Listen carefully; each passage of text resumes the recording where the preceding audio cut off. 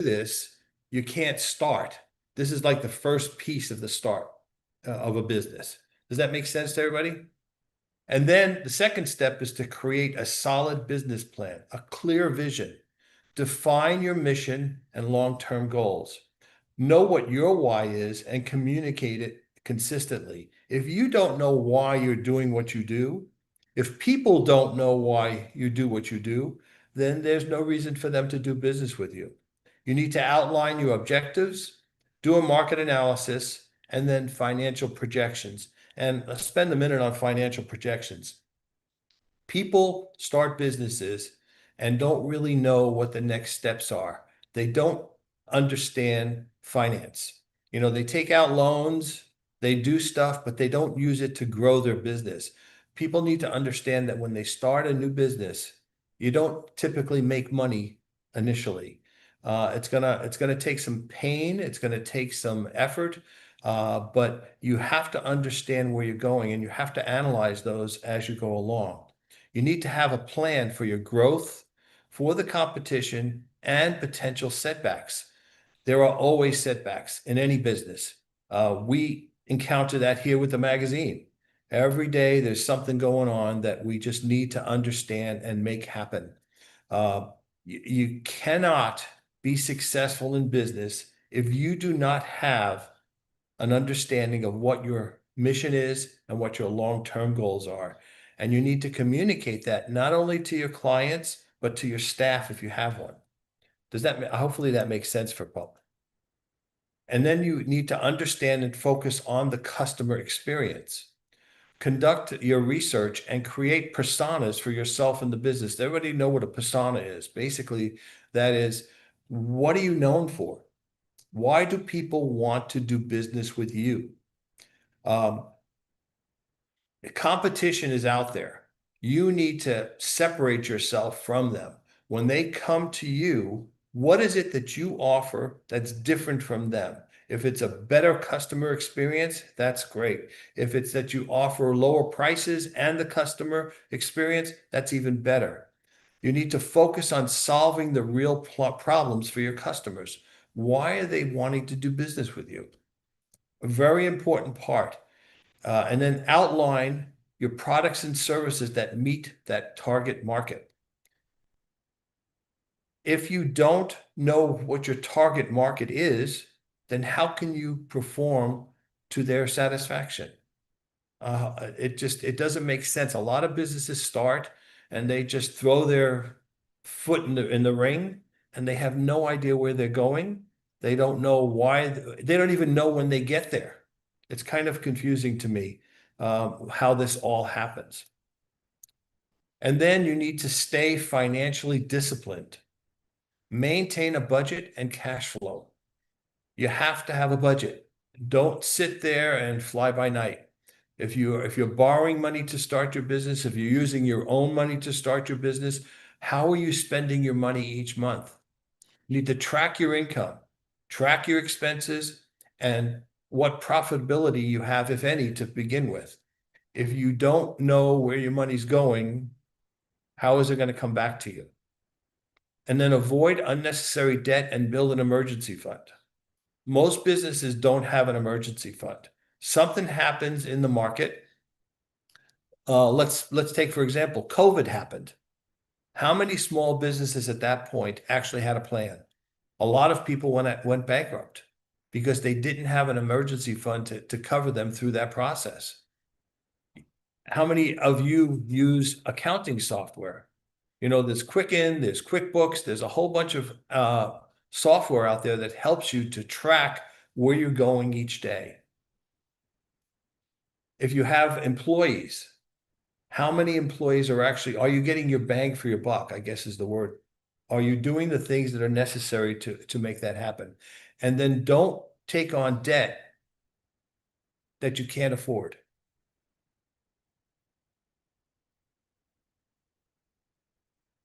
The other thing that you need to do is embrace digital and conventional marketing.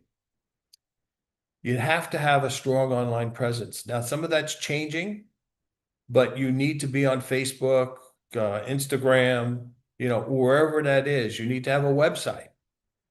You need to have these things to be successful. And then advertise locally to reach your new audience. People try to not get new clients by they go online, they have a website. That website's been out there for 10 years. That's gone. You need to have something that's more, back and forth. Reach new audiences with what you're doing. Tell them why you do what you do. Tell them how you do it and how you can help them. That's really the big thing. How do you help clients to move forward with whatever you offer? Investing in a professional website and active social media is really one of the ways to make this happen. There's lots of companies out there that will set up a website for you as well as set up your social media. Be careful though. There's a lot of companies out there that say they'll do what they do, but they actually don't. So be careful how you spend your money. Be careful how you perform in this area. Having a website and having active social media is really good. And if you have active social media, then you need to use it. Don't go and think that the website's going to do its thing for you. You need to work on it to make it work for you. Use SEO and digital marketing to increase your visibility. SEO is, something that's very important. You go through Google, you have to set up your parameters. You have to see how many people are coming to your site, how many people are actually looking at what you do, and how does that perform increasing your visibility. Digital marketing is very important also, but you also need to have conventional marketing too, like our magazine. Magazine is important, but again, what do you do with it? Vic is on the cover of this month. Does he tell people that he's on the cover? Because it increases your ability to people look at you and they get this, all of a sudden, he's somebody that I want to talk to. Obviously, he's on a magazine, he's got credibility. And so that makes his ability to increase his visibility, it comes through. And then you need to analyze the campaign performance. So if you're doing something, do you look at it each day and say, hey, this is working? No, this is not working. And are you prepared if something's working to make it work better? And if it's not working, are you prepared to turn around and say, you know what, this ain't working, let's go to something else?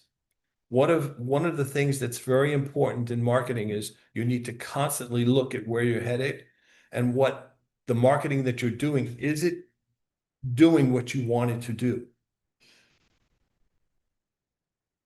And as I mentioned before, you need to stay financially disciplined. Maintain a budget and cash flow. Very, very important. We talked about this before, and I'll talk about it over and over and over again. Track those income and expenses and profitability. The other thing that you need to do is network and collaborate. Now, we met most of you at different networking events, and we are building that relationship with other businesses and communities. You need to do the same. You need to attend these workshops and industry events. You need to join local business groups, and you need to collaborate with other entrepreneurs. If you don't do that, what do you think happens? Your people will not know who you are. You need to constantly build new relationships. That's very important. If you don't, again, we attend a lot of workshops. We go to a lot of events. We go to probably 6 to 10 events a week. And we do that so that we can meet new people. And then we introduce the people that are with us to other individuals, other businesses. We're trying to create this community of like-minded people growing their business. And we do that through these events. And we do it through this event that we're doing today, which is the masterclass, trying to get people to understand that you are who you are and you want to grow that business. You also need to join local business groups like, anything, you name it. Come to BizLink or some of those other places. You want to get involved with them. You want to collaborate with other entrepreneurs throughout the system, and not just collaborate with them, but maybe become, let them mentor you. If you can build a good enough relationship with someone to help you, then that's only going to be positive for you. I had a mentor way back when who taught me one thing. Don't do anything that you wouldn't do, don't do anything to anyone else that you wouldn't do yourself, which is the golden rule. And that is really successful here in business. You want to make sure that what you do and how you do it is going to be perceived and looked at with a positive stance. You also need to keep learning and adapting. Stay aware of the market trends and adapt quickly. If something changes tomorrow, you need to change tomorrow. Don't wait until the day after. Don't say, oh, this is just a phase that we'll get through. You want to stay aware of it and adapt whenever something happens, make it happen quickly. We've changed the way we do business. I don't know if you're any familiar with our website. Our website has changed, I don't know, 100 times at least. And this concept of doing this seminar here, that was a quick trend. Someone came up and mentioned that they wanted to do it. And we said, you know what, that's a good idea. Just about everything on the website has been problem solving. Problem solving. People come to us with, problem and we go, okay. And we go, okay, let's just make this change and let's do it. And we don't sit there and think about it. We do it. One of my favorite phrases, which I tell people, is ready, shoot, and then aim. Not ready, aim, shoot. You can't. Multiple people told me this recently. You have to take the chance. Don't wait, because you know what? Someone else out there is doing it. So you can't sit there and say, oh, I should have done that because someone else did it. You need to be the leader. Regularly, refine your business model. Regularly. Don't wait for shit to happen. Let it happen. Let you make it happen for you. Stay agile and open to change. Change is part of what makes a business successful. If you are in a business of any type and you don't change with what's happening around you, then guess what will happen? You will not be successful. You have to leverage technology and automation to make it happen for you. You cannot perform in this world. The market has changed. The way we do business has changed, and it changes every day. And when you see a trend that makes sense for you to try it. What do you got to lose? There's nothing to lose. You can always go back to what you were doing. You have to leverage that technology. Everything out, AI. If you're not using AI and automation to really look at what's going on around you, then you're probably not going to succeed. There are many businesses that have failed to take AI and use it. We use AI literally every day. You have to move forward with what's out there. And I hope that makes sense to you. And a lot of you, AI is new for a lot of us. I'm not exactly the AI expert, I'll tell you right now, and I'm not a tech guy, but I do recognize that you have to move forward with the world. And then you have to invest in yourself and your team. Keep learning. Courses, books, like I mentioned, mentorship. You gotta take courses out there, like coming to this event today. Some of you are saying, well, some of this is pretty basic. Yeah, but hopefully at the end of this, you're going to say there, maybe I picked up one thing. What I always found interesting with your presentation is I've heard this presentation a million times. Every single time you give this presentation, I learned something. Yeah. I forget. You create bad habits, and then it just puts it right I think you used the word there, bad habits. That's what happens. Yeah. You get so entrenched in what you're doing on a daily basis that you forget to look outside. There's courses out there that you can take. Most of them you might have to pay a few bucks. That's okay. Pay it. There's books that you can read. There's, like I mentioned, the mentorship. Yeah, the courses, a lot of them are free. Now be careful, because some of the stuff on the internet is not exactly very good for you, but you should be smart enough to determine which is good and which is bad. But you know what? It's okay to learn the bad stuff too.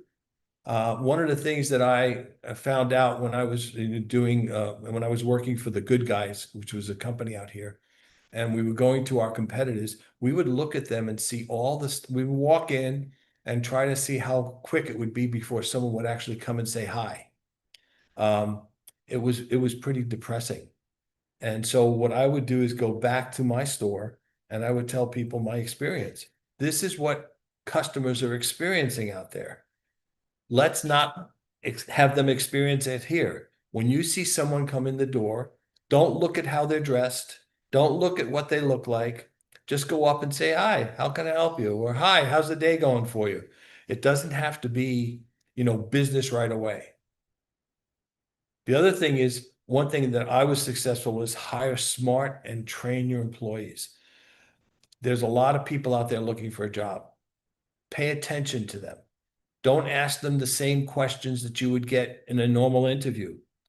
Find out who they are. Find out what their needs are.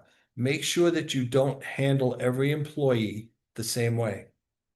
One of the things that's made football coaches and baseball coaches successful is, they have some very highly paid brats that work for them, but they have learned how to make them better. Even though they have lots of money, how do you make them perform for you to earn that money? Mhm. How do you train them to do the right things? How do you make them who you want them to be? In football, everyone has a specific goal, they have a specific job.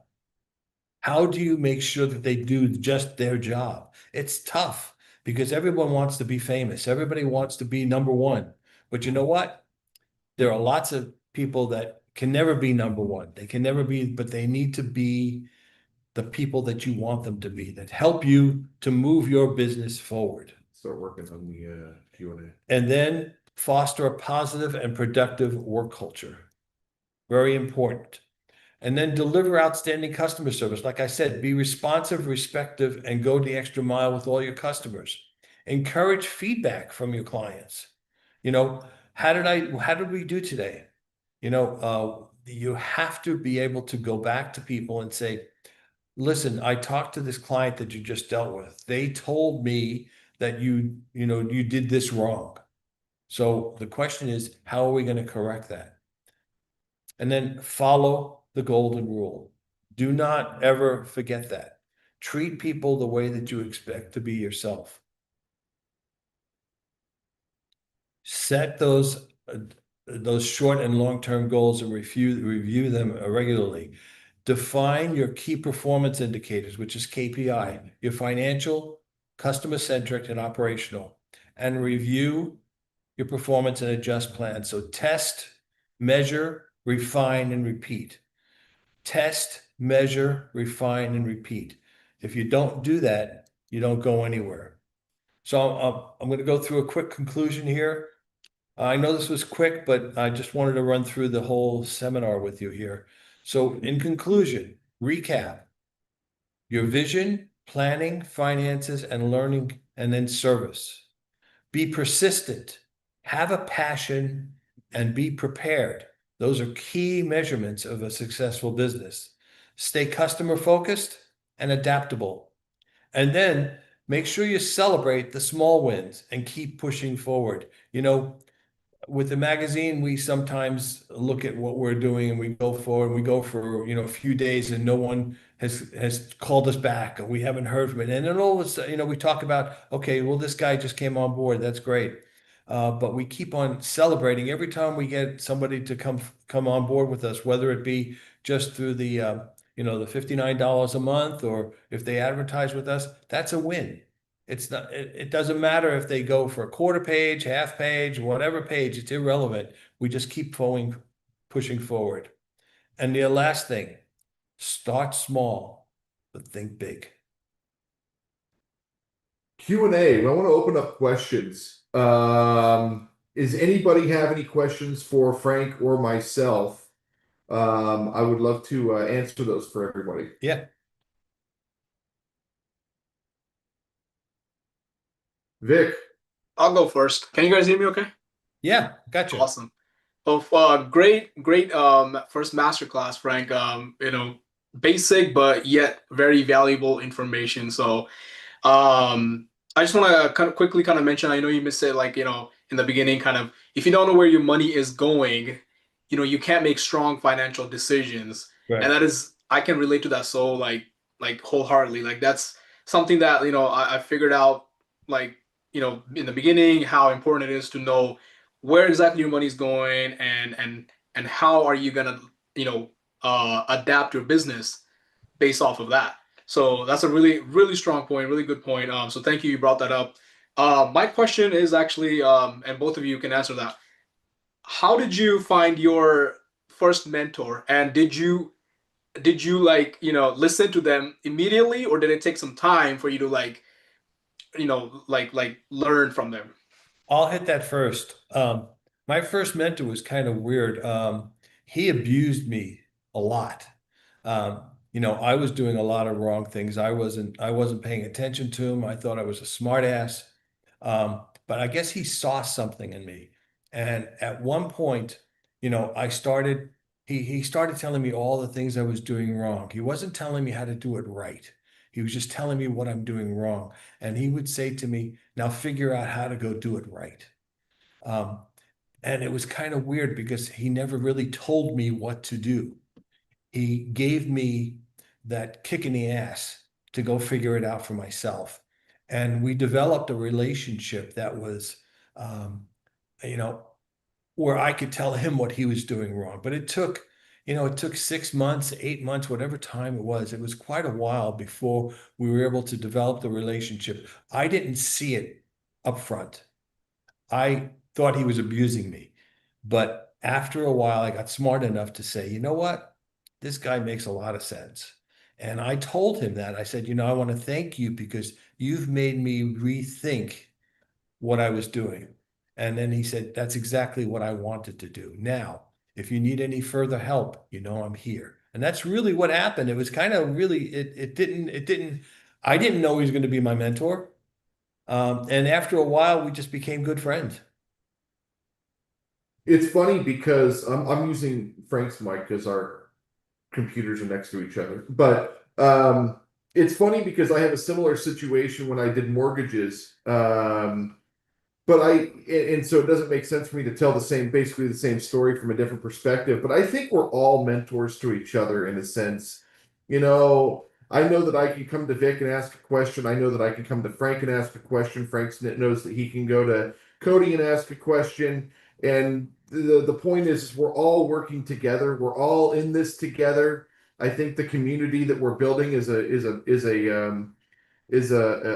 very important element to this. We're all mentors to each other. We see each other at the events, and it's funny every single time Vic comes to anything, he always stops and asks us questions, and that in itself, watching you ask questions is a mentor. You're mentoring me without saying anything because I'm thinking to myself like, what is he getting by asking all of these questions? Not only is he getting information in different perspectives, but man, maybe I should be asking more questions.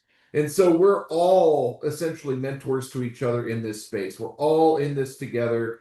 And yeah. That makes a lot of sense because mentorship is just not having one person. You could have numerous mentors.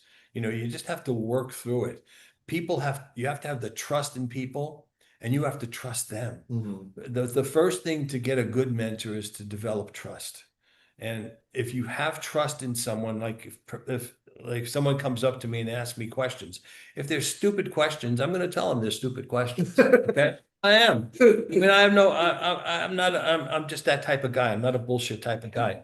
And then they'll look at me if they come back and say, well, I don't want to talk to you anymore. Well, then I know that's not somebody I want to mentor. Yeah, yeah. But if he comes back to me and says, well, why are they stupid?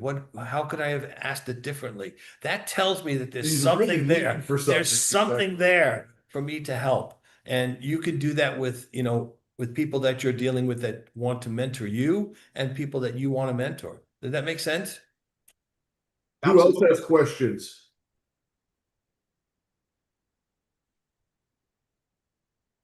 I don't see. There we go. Question. I don't know if you Yeah. guys can see me. This is Crystal. Hi, I Crystal. My question is, which I think would be a good one for you guys, what level of growth do you guys hope to see within the next 5 years? That would be my first question. That might be a long question for you guys or a pretty short one. And then what's something that, like, what's your favorite part about working in this business? And then what's your biggest challenge? So let's kind of go hand in hand. God. I'll do the growth question. Well, I can actually answer all of them quickly, and then Frank can chime in.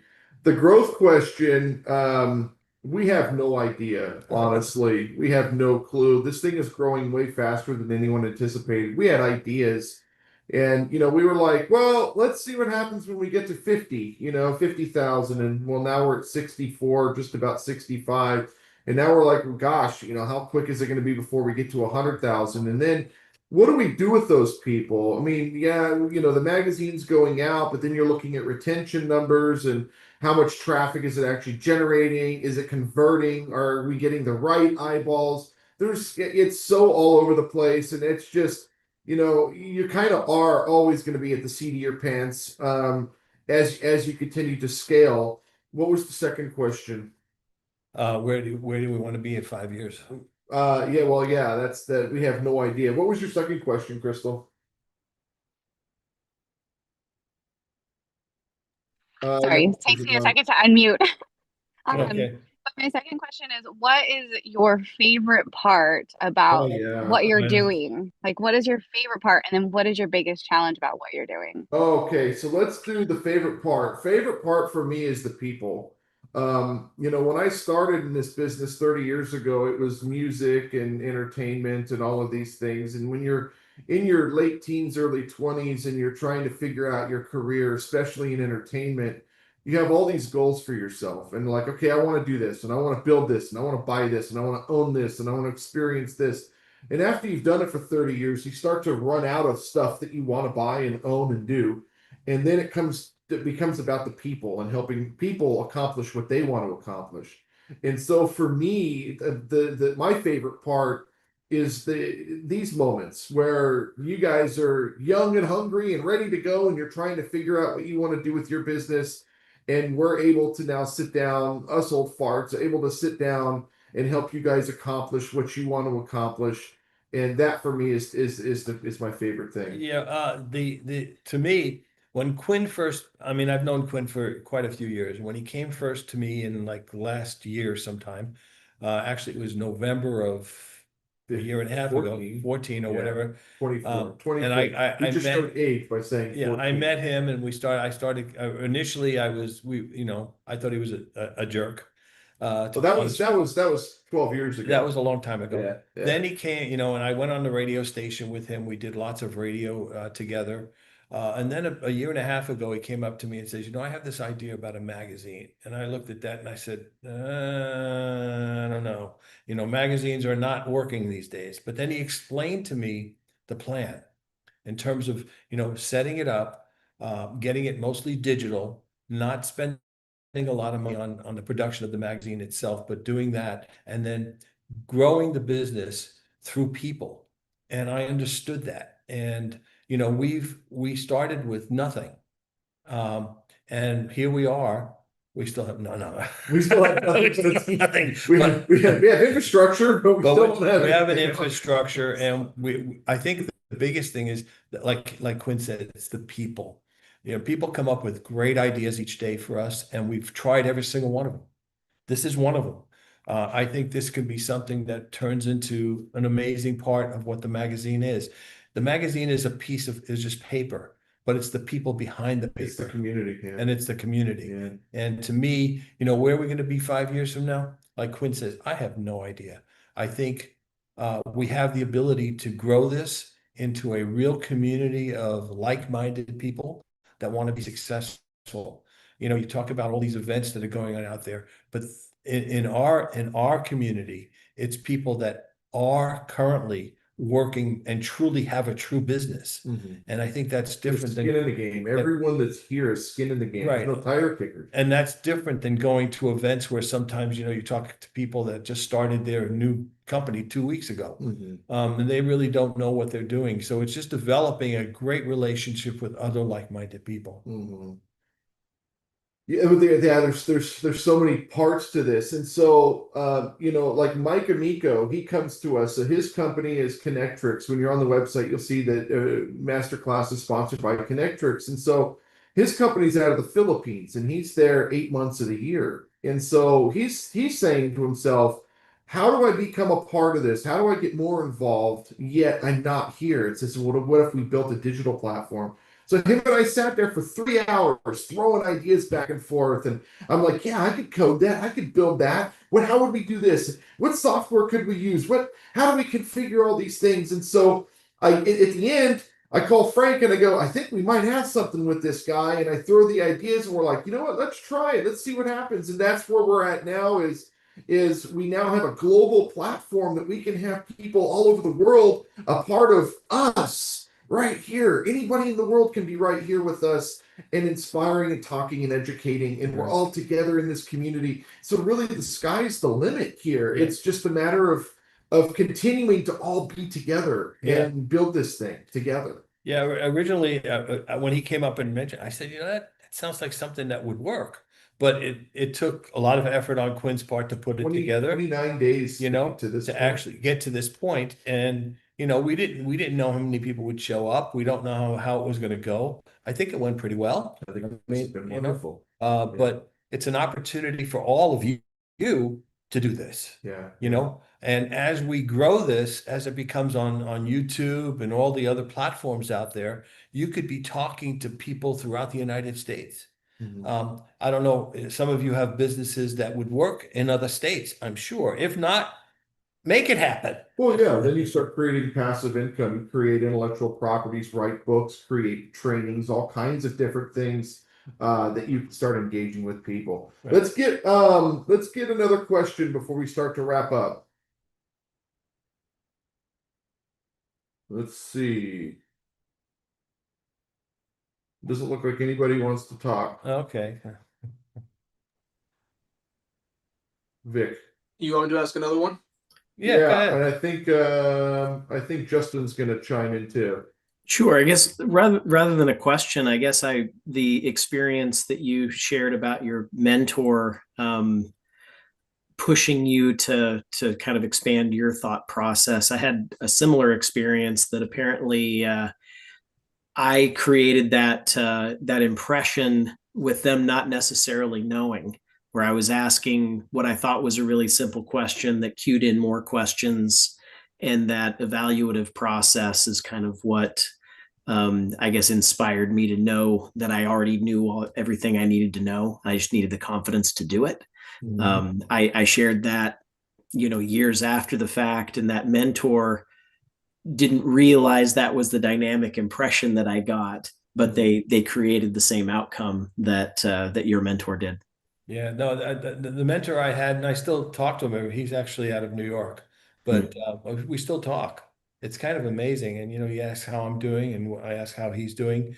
And it worked out very well. I didn't, like I said, initially, I thought the guy was a jerk, to be honest with you. I really did.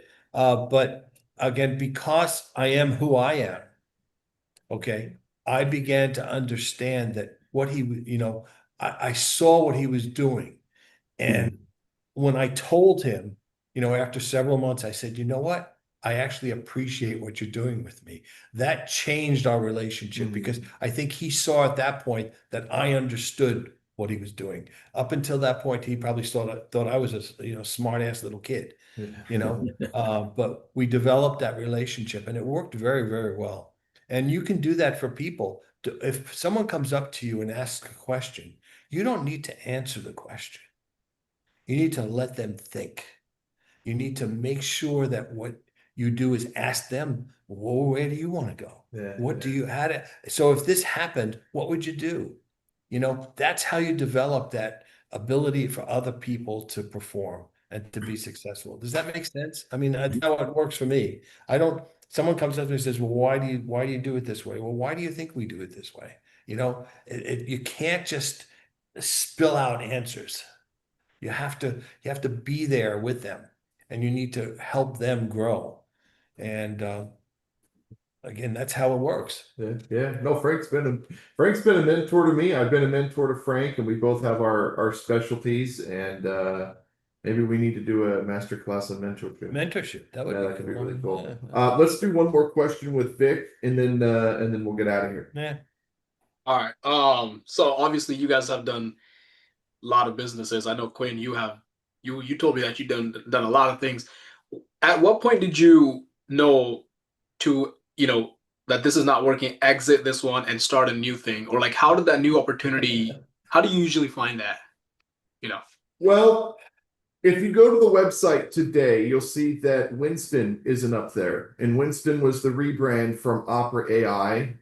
And Opera AI was an idea that Frank and I had thrown back and forth with each other a number of months back. And you don't know. You can't gauge this stuff. When we launched the Ferrari business, we didn't know it was going to become a business. It was just a website. And then I got introduced to people, and then those people turned into other people, and then there was a demand, and then you're like, okay, let's do it. And then during not COVID, the recession, everyone started losing their cars, and it just became really, really hard to sell parts and run Google ads and do all the stuff in order to be profitable. And you're like, okay, well, we're going to go on to the next thing. And so, when I had the motorcycle business, I ran the motorcycle business 18 years. We had motorcycle shops and all kinds of things. And then you go, okay, well, let's get into our first shop. How well does that do? That works well. Okay, cool. Do we have money to get into a bigger shop? Yeah, let's do it. Let's get into a bigger shop. So we get into a bigger shop. Cool. How's business doing? It's a struggle, but it's good. Let's get into a bigger shop. Does that make sense? You know what? Let's try a store in the mall. Okay. So you sell everything, you get into the store in the mall, and then a month later you realize you are way in over your head. So then you're like, okay, well, now I lose everything. And you shut it all down, and then you pick up where you left off, and you're like, okay, well, online worked really well, so let's focus online. And then you start to rework into another small space again, and it's just momentum. And you never know if something's going to work. I had an idea for baby clothes once called Boom Baby. They were baby clothes with little ties. It's the stupidest idea, but you never know if it's going to take off. So you try it, and you're like, you know what, that doesn't work. And then when Frank and I, we were talking about doing a cell phone, Opera Q. Yeah. Right. We were throwing ideas around about doing our own phone. And then as we were doing the research and development, we found that like 5 other companies were putting a very like product out. And we're like, we're too late. It's going to take us 2 years to develop this product, and it's already at market. So it makes no sense to do it. Right. So, you just, and so I talk about, I think I've mentioned it to Vic before, is STP, sustainability, tenacity, and positioning. How sustainable is your business? How much energy is required, and what's your position in the market? And if those 3 elements are in place, then odds are that you've got something that you can take and use. But again, a lot of people are like, well, I can work 18 hours a day. For how long? You can't operate your life at 18 hours a day. So you got to look at, how does it fit into what you're doing? And if it works, great. If it doesn't, but then the other side of it is what's your investment into what your quality of life, right? Some people are like, well, I want to have the G-Wagon. I need to have the big house on the hill. And I really want that helicopter. Well, your ROI needs to be a hell of a lot higher than the guy who has no car loan, a car that's paid off, Amazon Basics clothes, rents a room from somebody, and is, just living a very simple life. So, it just has to fit into your equation of what you're trying, you know? If you keep on doing the same thing and it isn't working, guess what? You'll fail. It's really that simple. Yeah. You have to look around you. If you try something and it's not working, then stop doing it. I think Frank's answer is better than mine. And some people, they go to these seminars, they do this, they do that, and they're not growing. Their business is not growing. So why the hell are you doing that same thing? Yeah. Try something else. Yeah. It doesn't make any sense to And me. I want to close with this. First of all, I want to thank everybody that came, but I want to close with this. If you're getting into business, or you're trying to grow your business, and you're trying to grow your business because the money is good, or you heard that the money's good, The Yeah. moment the money's not good anymore, you're out. And so we see this all the time. You get somebody who jumps into an MLM or they become a realtor or whatever because the money's good. You have to build the business because you're passionate about it. Unless you're buying a business and you're building off of profit and loss and your passion is just buying businesses for profit and loss. But if you're going to start a business and you're going to start that business because your buddy is making really good money doing it, the moment that that money's not really good and you get hungry, or your spouse is saying you need to start coming home with a paycheck, you're going to go find a paycheck. Right. So, Again, remember why. It's your why. yeah. Why are you doing this? Yeah. If the only reason you're doing this is money, you're in the wrong business. Yeah, exactly. You have to have something in your heart that tells you this is why I'm doing this. Yeah. You know, the guy, Amazon. How many people told Bezos that he could not do what he wanted to Yeah, do? no, he went on Leno and they were making Right. fun of him on They were Leno because making he was fun. broke. He was Yeah. broke. But the bottom line Crazy is thing. he knew where he wanted to. He had that plan. Yeah. He had that vision. If you can paint a picture and see what that picture looks like 5 years from now, you know, you're good. Now, as Quinn said, we don't really have an idea of where we're going. That's not true. We do have a vision of where it can go. The question is, how do we get there? And we've made changes literally every day to get there better, Yeah. to get there quicker, Yeah, and to provide and solutions to to provide people. solutions to people. And this is part of that solution process. Hey, thank you guys so much for attending. We have Vic, Justin Leach, Crystal Dunn, Carlin still here. All of their information's on Opera under the member directory. If you guys haven't met each other in person, get on the directory and schedule coffee with each other. Wonderful, wonderful people. And again, I want to thank everybody for attending. Yeah. Vic's event is going to be on the 28th. It's Tuesday the 28th at noon. And his whole focus is going to be I got a little heart and a little thing from Crystal. That's awesome. Vic's going to be talking about how to keep more money in your business and how to maintain profit. And I'm really excited about this. That's going to be so cool. Good. So again, thank you guys so much. And this has been live streaming on the YouTube as well as on Opera. This has been a test. And clearly we made it through the first one. So again, congratulations to everybody. Thank you so much.